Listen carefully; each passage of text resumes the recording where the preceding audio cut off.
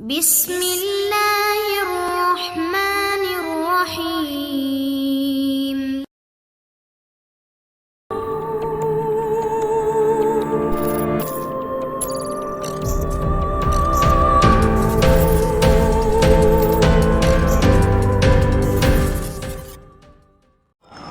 السلام علیکم دوستو، خوبصورت چڑیل horror story bye Abid Ali Jafri.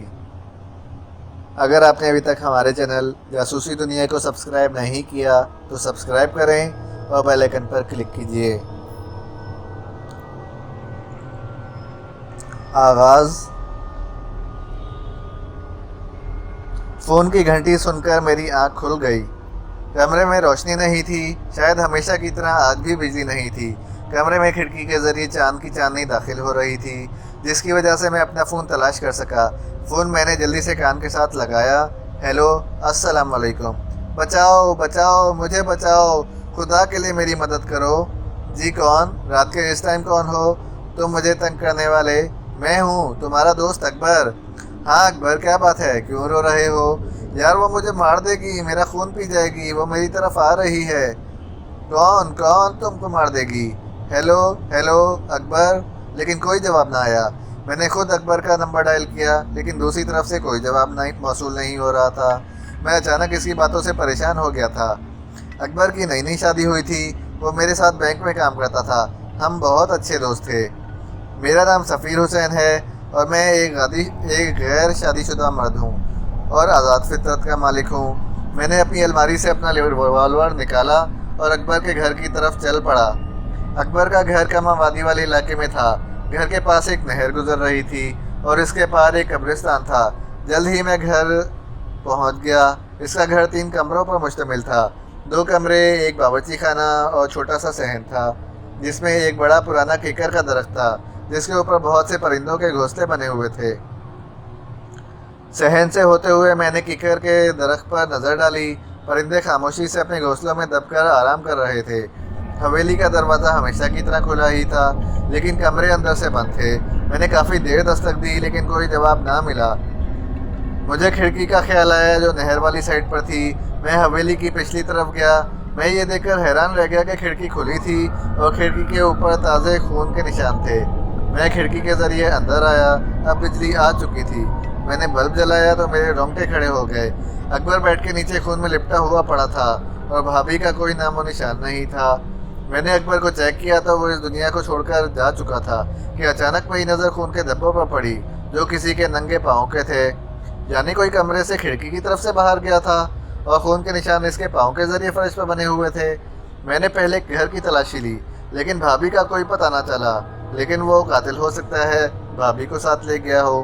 میں نے پاؤں کے نشانوں کا پیچھا کرنے کا فیصلہ کیا اور کھڑکی کے ذریعے باہر آ گیا، لیکن میں نے تھانے دار کو کال کر کے بتا دیا تھا اور سب حقیقت سے آگاہ کر دیا تھا۔ پایوں کے نشان ٹارچ کی روشنی میں بہت واضح نظر آ رہے تھے، لیکن یہ کیا؟ یہ نشان تو نہر میں جا رہے تھے، یعنی قاتل نے نہر پار کی تھی۔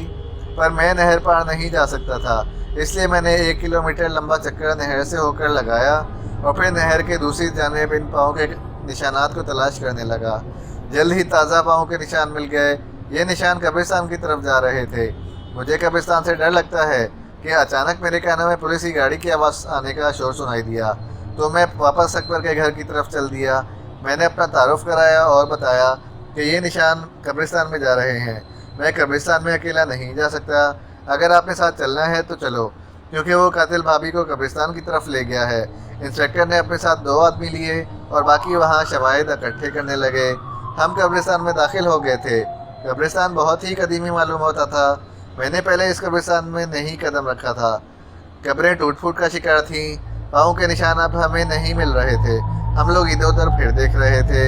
انسپکٹر صاحب نے کہا، کیا اکبر کی کسی سے ذاتی دشمنی تھی یا کوئی کاروباری دشمنی وغیرہ تو نہیں تھی؟ انسپکٹر صاحب، اکبر بہت ہی شریف اور خاندانی انسان تھا، اس کی بھلا کس سے کیا دشمنی ہو سکتی ہے؟ اچھا، تو اس کی شادی کب اور کہاں ہوئی تھی اور اس نے بینک سے چھٹی لی تھی؟ سر، صبح اس کی حاضری تھی۔ ثنا سے اس کی ملاقات ایک پارٹی میں ہوئی تھی۔ اس بات کو 2 ہفتے ہو گئے تھے۔ गोया इन दोनों ने 2 हफ्तों के अंदर अंदर शादी भी कर ली। जी इंस्पेक्टर साहब, सना इस दुनिया में अकेली थी। माँ बाप एक हादसे में फौत हो गए थे। इसके चचा ने इसका तो पाला था, इसलिए इन्होंने भी शादी में देर नहीं की थी। वो कहाँ रहते हैं? वो भी इसी शहर में रहते हैं। वो बहुत शरीफ लोग हैं। शादी के दिन मैं भी इनके घर गया था। बहुत नेक दिल और अच्छी फैमिली है। अचानक सिपाही ने आवाज़ दी, इंस्पेक्टर साहब, यहाँ पर एक लड़की पड़ी है।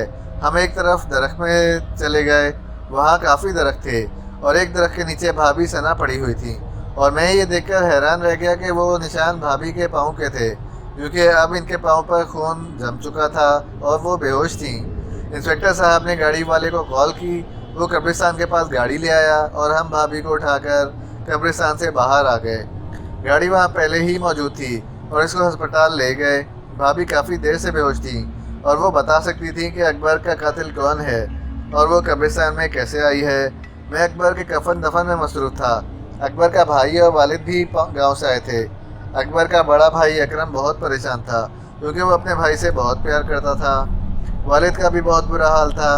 वो तो अकबर की ज़िद के पीछे खामोश थे। अकबर ही ज़िद करके शहर आया था और बैंक में मुलाजिम हो गया था। शादी भी इसने अपनी पसंद की थी। सना भाभी पर भी शक कर रहे थे, तरह तरह की बातें कर रहे थे। शादी को तो कुछ ही दिन हुए थे और अभी तक अकबर की छुट्टी भी ख़त्म नहीं हुई थी, तो सना भाभी पर शक किस तरह किया जा सकता था? क्योंकि जब तक आपने किसी से मिलते जुलते नहीं, आपको कैसे मालूम होगा कि वो कौन है और इसकी तबीयत कैसी है? आज इस वाक़े को 3 दिन हो गए हैं। भाभी अभी तक बेहोश थी और कातिल का कोई सुराग नहीं मिल रहा था। मैं बैंक से वापसी पर अस्पताल का चक्कर लगाता था। अकरम भाई और अकबर की वालदा साहिबा अस्पताल में ही थे। इनको पता था कि भाभी वो वाहिद ज़रिया हैं जिनके ज़रिए हम कातिल तक पहुंच सकते हैं। पुलिस के 2 आदमी भी हर वक्त ड्यूटी पर रहते थे।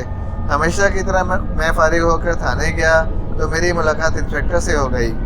इंस्पेक्टर खान मेरा क्लास फेलो था और हमारी बहुत अच्छी दोस्ती भी थी।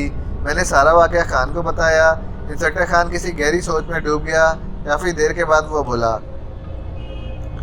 इस किस्म के 2-3 केस पहले भी हुए हैं। क्या मतलब? कैसे केस खान?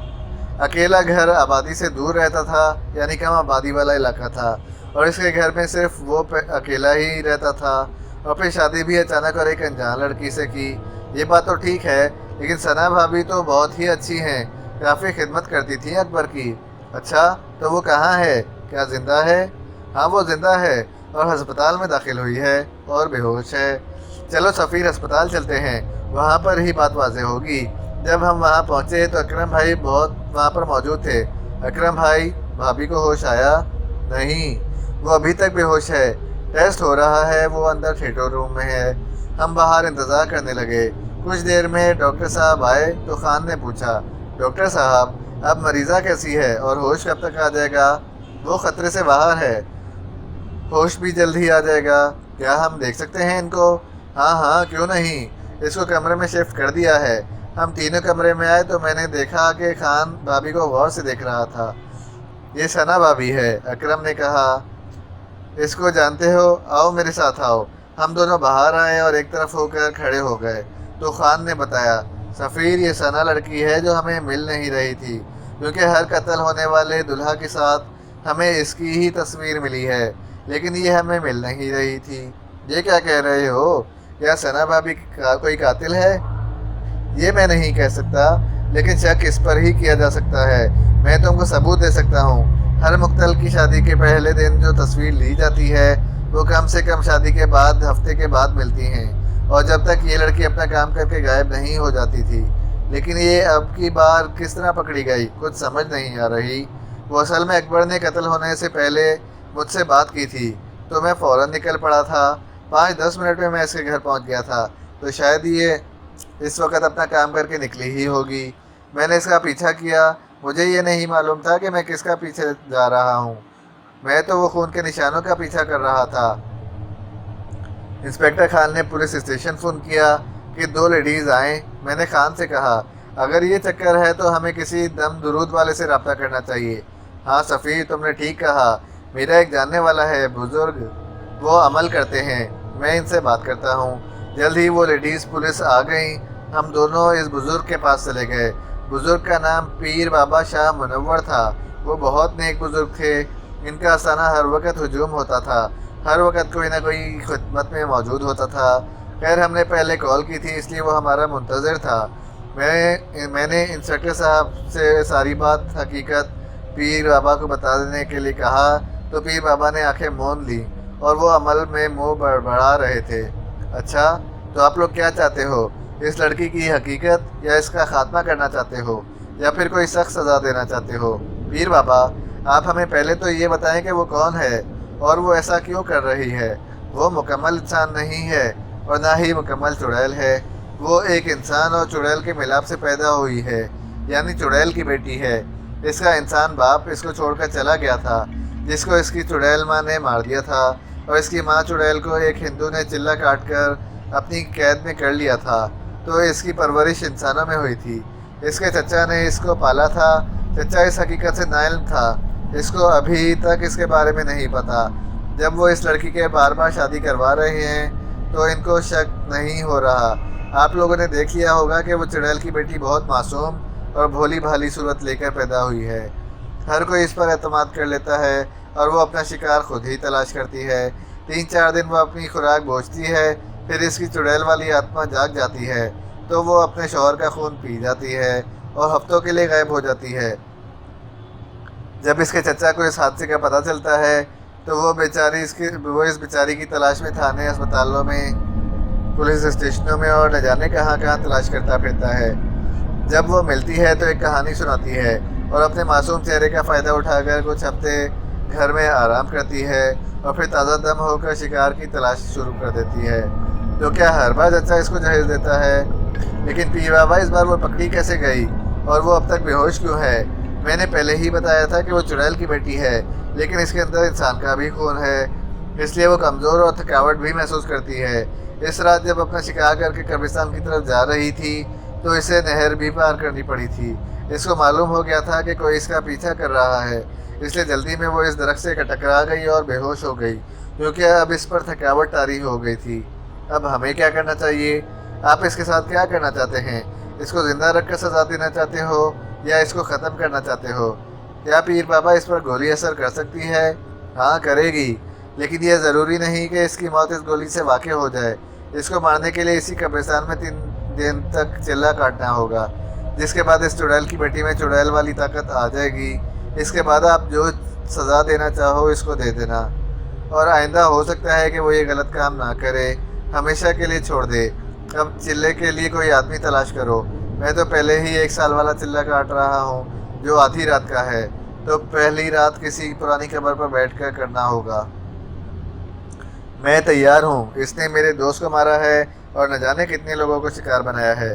ٹھیک ہے سفیر بیٹا، یہ لو ستو کے دانے، کسی پرانی قبر پر بیٹھ کر ان دانوں پر چلہ کرنا ہے اور حصار سے باہر نہیں آنا، کچھ بھی ہو جائے، چاہے میرے آواز آئے یا میں خود ہی آ جاؤں یا تمہارا دوست اکبر بھی آ جائے، تم نے کسی کی بات پر بھی عمل نہیں کرنا ہے، بس میرا بتایا ہوا عمل کرتے رہنا۔ اس دن میں کسی سے کوئی بات نہیں کرنا ہے، بینک سے چھٹی لے لو۔ میں نے پیر بابا کی بات مان لی، لیکن میرا دل تسلیم نہیں کر رہا تھا کہ بھابھی ایک بے رحم قاتل ہو سکتی ہے اور وہ ایک چڑیل کی بیٹی ہے۔ رات کا وقت تھا، فون کی گھنٹی سن کر میری آنکھ کھل گئی تو یہ اطلاع ملی کہ بھابھی ثنا ہسپتال سے فرار ہونے میں کامیاب ہو گئی ہے۔ اس بارے میں اور کچھ معلوم نہ ہوا۔ میں نے اسی وقت انسپکٹر سے بات کی تو اس نے کہا، سفیر بھائی اب وہ چلہ کرنا ہی اور بھی ضروری ہو گیا ہے، خدا نہ کرے اور وہ کوئی کام کر دے اور کسی کی جان چلی جائے۔ صبح ہوتے ہی بینک گیا اور بینک سے 5 چھٹیاں لیں اور انسپکٹر خان کے پاس چلا گیا۔ وہ پولیس اسٹیشن میں میرا انتظار کر رہا تھا۔ ہاں تو چھٹی لے لی ہے؟ ہاں جی۔ ٹھیک ہے، چائے پی لو تو ہم ثنا بھابھی کے چچا کے گھر چلتے ہیں۔ ٹھیک ہے، میں تیار ہوں، اور مجھے اس کے گھر اچھی طرح یاد ہے۔ ایک پڑوسی سے پتہ چلا کہ کل رات کو جہانگیر صاحب کا انتقال ہو گیا ہے، اس لیے اس کو دفن کرنے کے لیے سب لوگ اس کے آبائی گاؤں گئے ہوئے ہیں۔ کیا ثنا بھابھی بھی اس کے ساتھ ہے؟ ظاہر بات ہے کہ ثنا باجی چچا جہانگیر سے بہت پیار کرتی تھیں، انہیں تو جانا ہی چاہیے تھا۔ اور ان کا گاؤں کہاں ہے؟ انسپکٹر خان نے پوچھا۔ ان کے گاؤں کا نام کیا ہے؟ لال سندر والا ہے اور وہ موٹر وے کے ساتھ ہے، فیصل آباد سے کچھ پہلے ہی ہے۔ ہم سب سے پہلے پیر بابا کے پاس گئے تو انہوں نے کہا اس بات کا فائدہ اٹھا لو سفیر، تم اپنا چلہ آج رات سے شروع کر لو، اور انسپکٹر خان تم بے شک اس کے پیچھے گاؤں چلے جاؤ، اگر وہ وہاں نہیں ہے یا وہاں سے غائب ملتی ہے تو مجھے اطلاع دینا، میں پھر عمل سے پتہ کروں گا کہ وہ کہاں ہے۔ ٹھیک ہے پیر بابا، جس طرح سے آپ کا حکم۔ پھر میں قبرستان چلا گیا اور رات کے لیے جگہ تلاش کرنے لگا۔ جلد ہی مجھے ایک پرانے درخت کے پاس ایک پرانی قبر مل گئی۔ میں اس پر نشان لگا کر آ گیا اور کھانا کھا کر سو گیا۔ میری آنکھیں رات کو شام کو 5 بجے کھلیں۔ ابھی اندھیرا ہونے میں کچھ وقت باقی تھا۔ میں اپنی جگہ پر پہنچ گیا تھا۔ وہاں پر میں نے حصار کھینچا تو میں اس قبر پر بیٹھ گیا اور چلنا شروع کر دیا۔ پہلی رات سکون سے گزری۔ انسپکٹر خان ثنا کے گاؤں گیا ہوا تھا۔ میں گھر آ کر سو گیا۔ دن کو بہت سی کالیں آئیں لیکن میں نے یہ نہیں کری۔ شام 5 بجے کے قریب میں اٹھا اور کھانا وغیرہ کھایا اور قبرستان کی طرف چل دیا۔ اپنی جگہ پر پہنچ کر میں بیٹھ گیا۔ آج موسم بھی خراب معلوم ہوتا تھا۔ چاند کا کوئی نام و نشان نہ تھا۔ ہوا بھی تیز سے تیز ہوتی جا رہی تھی اور مجھے چلہ کرنے میں مشکل ہو رہی تھی۔ میں حیران تھا کہ جب میں گھر سے نکلا تھا تو موسم صاف تھا، لیکن جب قبرستان میں قدم رکھا تو موسم خراب ہو گیا۔ خیر میں علم کرنے لگا کہ آسمان پر بجلی چمکی اور بادل شور کرنے لگا۔ ہوائیں تیز تیز چلنے لگیں۔ بہت زیادہ شور ہو رہا تھا۔ مجھے عمل کرنے میں مشکل تو ہو رہی تھی۔ کچھ دیر میں بارش شروع ہو گئی، لیکن یہ کیا، بارش حصار کے باہر ہو رہی تھی اور جس جگہ میں تھا وہاں کوئی اثر نہیں ہو رہا تھا۔ بادل خوب برسا، ہر طرف پانی ہی پانی ہو گیا، لیکن حیران کرنے والی بات یہ تھی کہ پانی کا ایک قطرہ بھی میرے قریب نہیں آ رہا تھا۔ موسم اب صاف تھا، چاند نظر آ رہا تھا اور چاندنی ہر چیز کو منور کر رہی تھی۔ بادل کا شور تھم چکا تھا اور اب مکمل سے خاموشی تھی۔ میں نے اپنا عمل جاری رکھا ہوا تھا۔ صبح ہونے سے کچھ پہلے مجھے انسپکٹر خان اپنے پاس آتا ہوا نظر آیا۔ خان نے کہا، سفیر یہ چلہ چھوڑ دو، ہم نے ثنا کو مار دیا ہے، اب وہ مر چکی ہے۔ لیکن اس وقت میں ہوش میں تھا۔ مجھے پیر بابا والی بات یاد تھی۔ میں بھلا چلہ کیسے چھوڑ سکتا تھا؟ میں چلے میں مگن رہا۔ خان نے کہا، اٹھ جاؤ میرے دوست، کیوں دیر کر رہے ہو، اپنا ٹائم ضائع کر رہے ہو، آؤ میرے ساتھ، میرا ہاتھ پکڑو۔ خان نے میری طرف ہاتھ بڑھایا تو اس کے منہ سے چیخ نکل گئی۔ وہ غائب ہو گیا۔ میں نے خدا کا شکر ادا کیا کہ میں نے کوئی غلط قدم نہیں اٹھایا۔ صبح ہوئی تو میں گھر لوٹ آیا اور کھانا کھا کر سو گیا۔ شام کو اپنے ٹائم پر اٹھا اور اپنا سخت امتحان ہونے والا تھا۔ میں اس کے لیے تیار تھا۔ میں نے آج مغرب کی نماز قبرستان کے پاس ادا کی تھی، کیونکہ پہلے میں گھر میں ادا کر کے جاتا تھا۔ چلہ میں نے اپنے ٹائم پر شروع کر دیا۔ وہ تقریباً آدھی رات کا وقت تھا جب مجھے دور سے کسی کے قدموں کی آہٹ سنائی دی۔ کوئی سفید صاف میری طرف آ رہا تھا۔ قریب آیا تو میں نے دیکھا کہ وہ ثنا ہی ہے۔ انہوں نے بہت معصوم صورت بنائی ہوئی تھی اور مجھ سے معافی مانگنے لگی۔ سفیر بھائی مجھے معاف کر دو، میں جتنا چاہتی ہوں، میرا وعدہ ہے آئندہ میں کسی کو کوئی نقصان نہیں پہنچاؤں گی۔ کافی دیر کھڑی رہی، پھر خاموش اور مایوس ہو کر چلی گئی۔ کچھ دیر بعد خاموش رہی، پھر پیر بابا میرے سامنے آئے اور انہوں نے کہا، بیٹا اس کو معاف کر دو، وہ تم سے معافی مانگ رہی ہے، اس کی یہ سزا بہت ہے کہ سب کے سامنے اس کا چہرہ بے نقاب ہو گیا ہے۔ میں پیر بابا کی بات کرنے ہی والا تھا کہ میرے کانوں میں آواز آئی، یہ سب نظر کا دھوکہ ہے، یہ میں نہیں ہوں، تم اپنا عمل جاری رکھو۔ پھر وہ پیر بابا بھی وہاں سے چلے گئے۔ میں اسی چکر میں تھا کہ چلہ کسی طرح پورا ہوا۔ صبح ہونے سے پہلے قبرستان ایک شور سے جاگ اٹھا تھا۔ قبروں سے مردے نکلنے لگے، درخت ٹوٹنے لگے، پرندے بے چین ہو کر ہوا میں اڑ رہے تھے۔ کچھ درختوں کو آگ لگ گئی۔ جس قبر پر میں بیٹھا ہوا تھا وہ بھی مسلسل تڑپ رہی تھی اور مجھے اپنا عمل کرنے میں مشکل ہو رہی تھی۔ پھر میں نے دیکھا کہ ثنا بھابھی کے ساتھ چند اور لوگ بھی میری طرف آ رہے تھے، جن میں میرا مرحوم دوست اکبر بھی تھا۔ انہوں نے مجھ سے کہا کہ ہم نے ثنا کو معاف کر دیا ہے، اب تم بھی اس کو معاف کر دو۔ میں نے ان میں سے ایک نہ سنی تو وہ غصے میں آ گئے اور مجھ پر قبروں سے اٹھا کر پتھر مارنے لگے، لیکن کوئی بھی پتھر مجھے نہ لگا، سب قریب قریب جا کر گرتے رہے۔ کچھ دیر یہ عمل جاری رہا، پھر سب مردے میرے پاس آنے لگے۔ وہ پرانی قبر بھی مجھے پریشان کر رہی تھی، جس میں سے کسی بڑھیا کی آواز آ رہی تھی۔ میں نے آنکھیں بند کر لیں اور عمل جاری رکھا کہ اچانک سب شور ختم ہو گیا۔ میں نے آنکھیں کھولیں تو ثنا چڑیل کی بیٹی بے ہوش پڑی ہوئی تھی۔ دور سے مجھے انسپکٹر خان آتا ہوا دکھائی دیا۔ اب صبح ہو چکی تھی۔ انسپکٹر خان نے بے ہوش ثنا پر فائر کیا اور اس کو ہمیشہ کی نیند سلا دیا۔ میں حصار سے باہر نکلا۔ ہم نے ثنا کی لاش کو تابوت میں بند کر کے بغیر جنازے اور غسل کے ہی دفن کر دیا، کیونکہ وہ نہ مسلمان تھی اور نہ پوری انسان تھی، وہ تو چڑیل کی بچی تھی۔ مجھے آج بھی اکبر کی بات یاد آ جاتی ہے۔ اس واقعے کو 10 سال ہو گئے ہیں۔ قارئین کرام، کیسی لگی میری کہانی؟ اپنی ذرائع سے مجھے ضرور نوازیے گا۔ ختم شد۔